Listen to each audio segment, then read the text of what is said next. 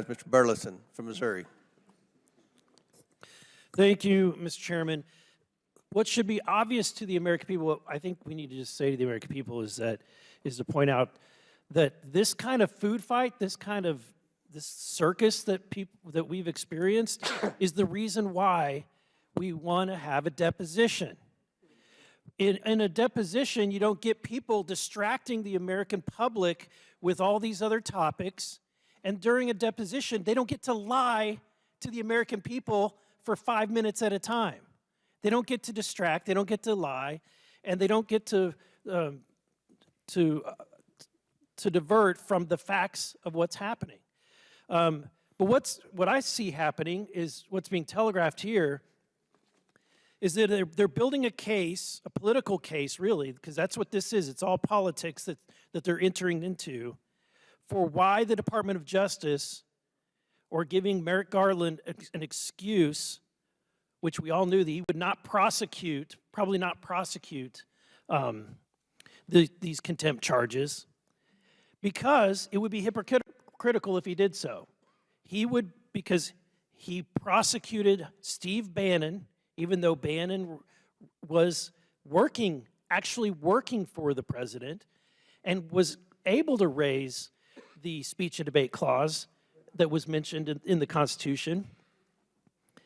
Merrick Garland still prosecuted him for that.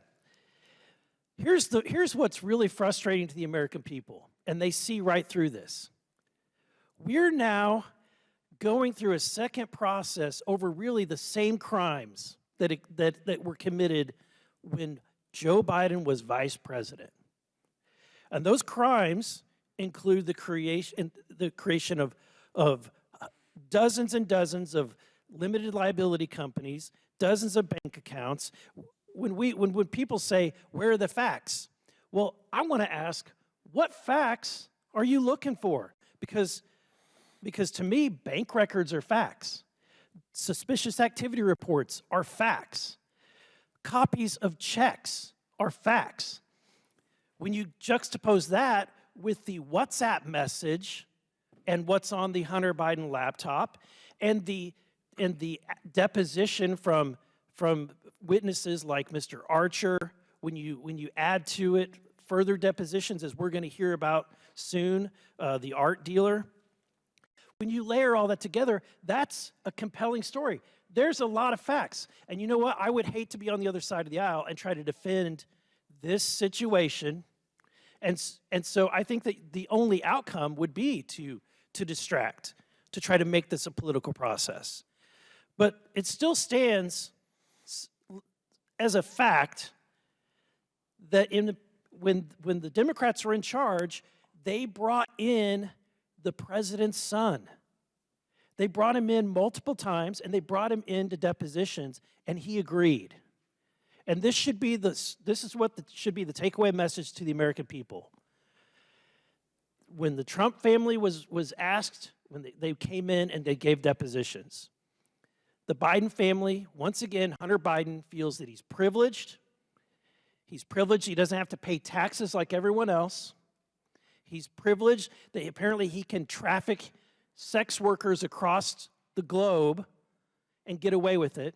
He's privileged in that he can get away with acting as a foreign advocate and be able to get away with it when other people are prosecuted and sent to jail for the very same thing. The American people see that there's two standards of justice.